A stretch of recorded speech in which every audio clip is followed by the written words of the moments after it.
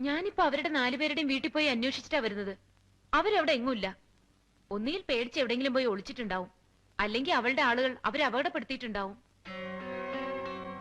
ആ പാവങ്ങൾക്ക് എന്തെങ്കിലും സംഭവിക്കുന്നതിന് മുമ്പ് എനിക്ക് അവളെ കണ്ടുപിടിക്കണം. എന്റെ ഏട്ടന്റെ ആ കാമുകിയെ. എന്റെ മോളെ കാമുകയില്ല, ഒന്നുമില്ല. സേതുവിനെ പറ്റി ആരോ വേണ്ടാത്ത നുണകളൊക്കെ പറഞ്ഞു പിടിപ്പിച്ചിരിക്കുക മോളോട്. ഇല്ല അമ്മച്ചി, സേതുവേട്ടന് ഇവിടെ ഒരു പെൺകുട്ടിയുമായി പരിചയം ഉണ്ടായിരുന്നു. അത് സത്യമാ. സേതുവേട്ടന്റെ ലൈബ്രറിയിലെ മെമ്പർഷിപ്പ് കാർഡ് ഞാൻ കണ്ടു. അതിൽ ഏട്ടനെ ലൈബ്രറി ചേർത്തിരിക്കുന്നത് അവളാ, ഒരു ആനി ഫിലിപ്പ്. അവളെ കാണാൻ വേണ്ടിയാ സേതുവേട്ടൻ ലൈബ്രറിയിൽ ചേർന്നത്. അവിടെ വെച്ചാ അവര് തമ്മിൽ കണ്ടിരുന്നതും സംസാരിച്ചിരുന്നതും. ഈ കഥകളൊക്കെ കേട്ടപ്പോ ആദ്യം ഞാനും വിശ്വസിച്ചില്ല അമ്മച്ചി. പക്ഷെ ഇപ്പോ ഏട്ടനെ പറ്റി കൂടുതൽ അറിയാൻ തുടങ്ങിയപ്പോ അവര് പറഞ്ഞതൊക്കെ സത്യമാകാനാണ് വഴി. ഇല്ല മോളെ, അങ്ങനെയൊന്നും ഉണ്ടാവില്ല. ഉണ്ടായിരുന്നെങ്കിൽ സേതു അതൊന്നും എന്നോട് മറച്ചു വെക്കില്ല. എങ്കിൽ അമ്മച്ചി അറിയാത്ത ഒരുപാട് സത്യങ്ങളും സംഭവങ്ങളും ഇനിയുണ്ട്. ഏട്ടൻ അതൊക്കെ അമ്മച്ചിയിൽ നിന്ന് മറച്ചു വെച്ചത് എന്തിനാണെന്ന് എനിക്കിപ്പോഴും അറിഞ്ഞൂടാ. അമ്മച്ചിക്ക് തരാൻ സേതുവേട്ടന്റെ കയ്യിൽ ഒരു സമ്മാനം ഉണ്ടായിരുന്നു, ആൻഡ്രൂസ് കൊടുത്തുവിട്ട സമ്മാനം. ആ സമ്മാനം അമ്മച്ചിയെ ഏൽപ്പിക്കാതെയാ ഏട്ടൻ ഇവിടുന്ന് മടങ്ങിയത്. ഇനി ഒന്നുകൂടി അറിഞ്ഞോളൂ, ഏട്ടന്റെ ആ ആനി ഇന്ന് പഴയ ആനിയല്ല, ജോസ്ഫൈൻ ആണ്, സിസ്റ്റർ ജോസ്ഫൈൻ.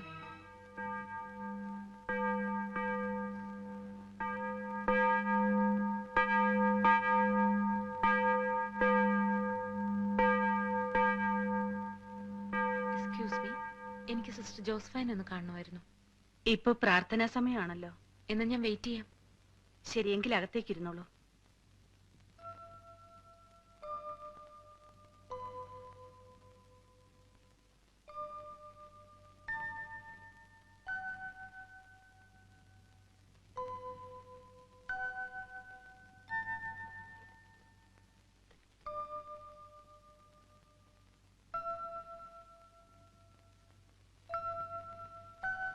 ആരാ?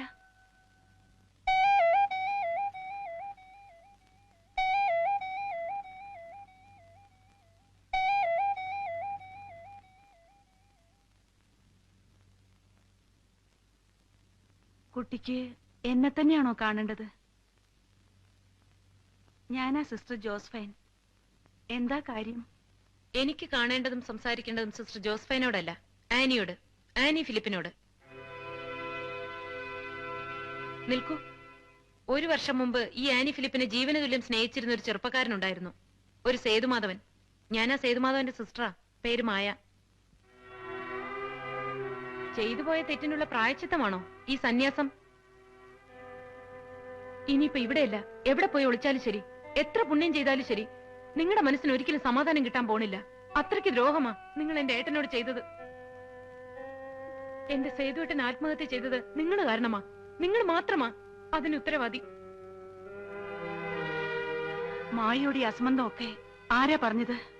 ആരായാലും എന്താ, ഇനിയിപ്പൊ നിങ്ങളെ കൊണ്ടൊക്കെ പറയിപ്പിക്കണമെന്നും സമ്മതിപ്പിക്കണമെന്നും ഒന്നും എനിക്കില്ല. പറഞ്ഞോളൂ. ഏട്ടനെ അറിയില്ല എന്നും പരിചയമില്ല എന്നും കണ്ടിട്ടില്ല എന്നും ഒക്കെ പറഞ്ഞോളൂ. അല്ല, പരിചയമുണ്ട്, വളരെ അടുത്ത പരിചയം.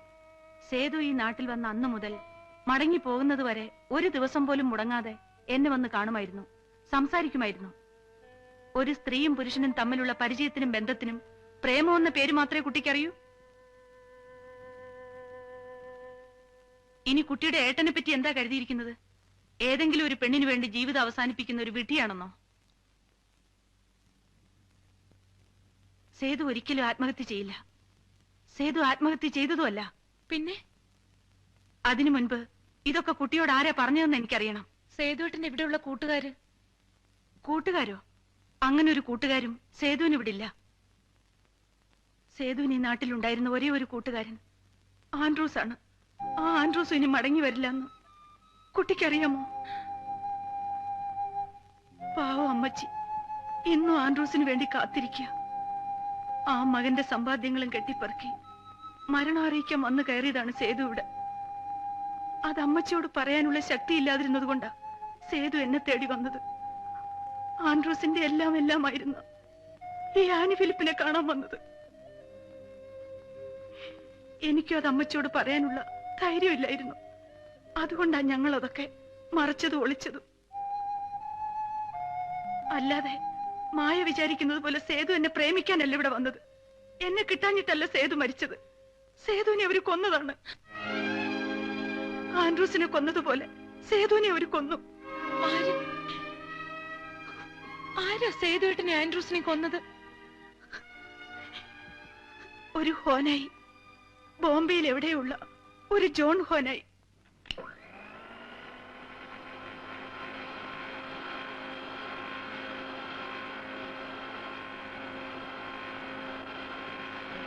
എനിക്കൊന്നും അറിഞ്ഞൂടാ, എനിക്ക് ആരും അറിഞ്ഞൂടാ, എനിക്ക് സേതുവിനെ അറിഞ്ഞൂടാ.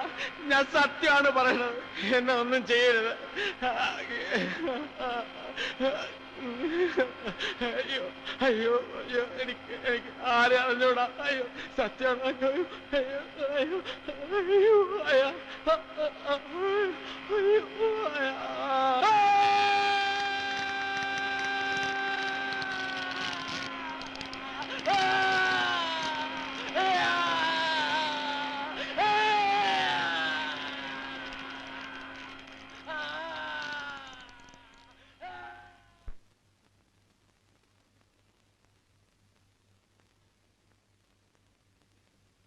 ജോൺ ഹോനായുടെ അപ്പച്ചനും ആൻഡ്രൂസിന്റെ അപ്പച്ചനും ഹോങ്കോങ്ങിൽ പങ്കുകച്ചവടക്കാരായിരുന്നു.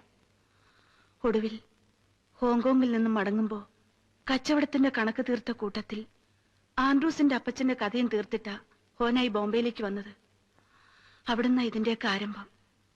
അന്ന് അമ്മച്ചി ആൻഡ്രൂസിനെയും കൂട്ടി ബോംബെയിലുള്ളതെല്ലാം ഇട്ടെറിഞ്ഞ് ഇങ്ങോട്ട് പോന്നു. അപ്പ ആൻഡ്രൂസിന് വെറും 10 വയസ്സേ ഉണ്ടായിരുന്നുള്ളൂ. പിന്നെ ആൻഡ്രൂസിനേക്കാൾ വേഗം വളർന്നതും വലുതായതും മനസ്സിലെ പകയായിരുന്നു. വളർന്നപ്പോ പകരം ചോദിക്കാനും എല്ലാം തിരിച്ചു മേടിക്കാനും ആൻഡ്രൂസ് ബോംബെക്ക് വണ്ടി കയറി. പിന്നെ 4 വർഷം, നീണ്ട 4 വർഷം കൊണ്ടാ ആൻഡ്രൂസ് പീറ്റർ ഹോനായിക്ക് വേണ്ടിയുള്ള കരുക്കൾ നീക്കിയത്.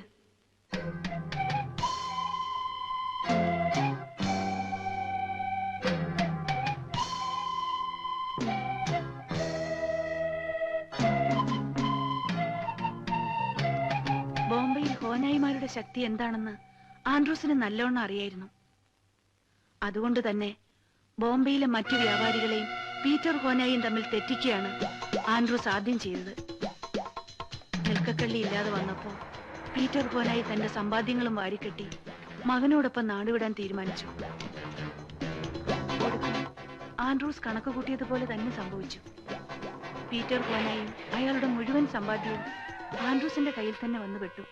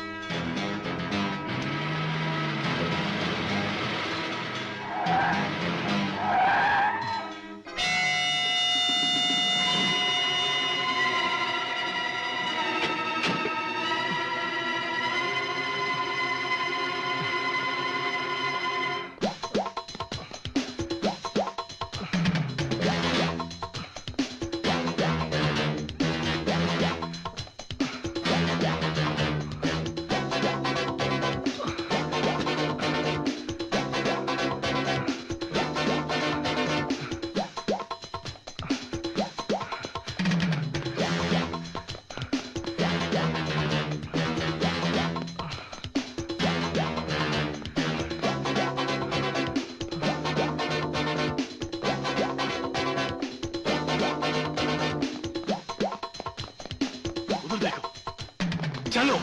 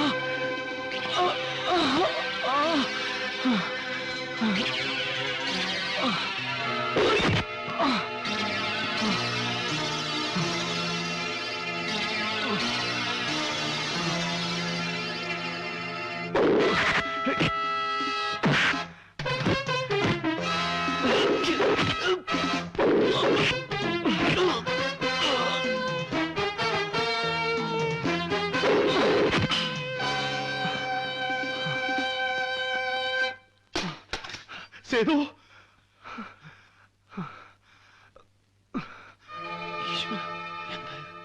സേതു, ഞാനവനെ കൊന്നടാ. എന്റെ അപ്പച്ചനെ കൊന്നവനെ ഈ കൈ കൊണ്ട് ഞാൻ കൊന്നു. ഇത് കണ്ടോ, ഇത് മുഴുവൻ എന്റെ അപ്പച്ചന്റെയാ. ഇതിനു വേണ്ടിയിട്ടാ അവന്റെ അപ്പച്ചനെ കൊന്ന് കടലിൽ തള്ളിയത്. 20 വർഷത്തെ കണക്ക് ഞാനെന്ത് തീർത്തടാ. ഇനി എനിക്ക് എന്റെ അമ്മച്ചി എടുത്തു പോണം. അമ്മച്ചിയെ പൊന്നുകൊണ്ട് പൊതിയണം. നോട്ട് കെട്ടുകൊണ്ട് തുലാഭാരം നടത്തണം. അപ്പച്ചൻ ആഗ്രഹിച്ച പോലെ എന്റെ അമ്മച്ചി തമ്പുരാട്ടെ പോലെ എനിക്ക് വാഴിക്കണോടാ. നാട്ടിലേക്ക് തിരിച്ചു പോകുന്നതിന് മുമ്പ് എനിക്കൊരു അല്പം ജോലി കൂടെ ബാക്കിയുണ്ട്. ആ ജോൺ ഹോനയെ കൂടി ഇല്ലെങ്കിൽ എന്നെ അമ്മച്ചി അമ്മ സമാധാനത്തോട് ജീവിക്കാൻ വിടൂല. അത് തീർത്തിയെ മടങ്ങി വരുന്നവരെ നീ ഇതിവിടെ സൂക്ഷിക്കണം. എന്റെ ജീവൻ കാക്കുന്ന പോലെ നീ ഇത് കാത്തു സൂക്ഷിക്കണം. ആൻഡ്രൂ, എടാ നീ പേടിക്കണ്ട, ഞാൻ മടങ്ങി വരും. എനിക്ക് മടങ്ങി വന്നേ പറ്റൂ. ഈ ക്രിസ്മസിന് ഞാൻ ആ മുറ്റത്തുണ്ടാവുമെന്ന് എന്റെ അമ്മച്ചോട് ഞാൻ പറഞ്ഞുപോയി.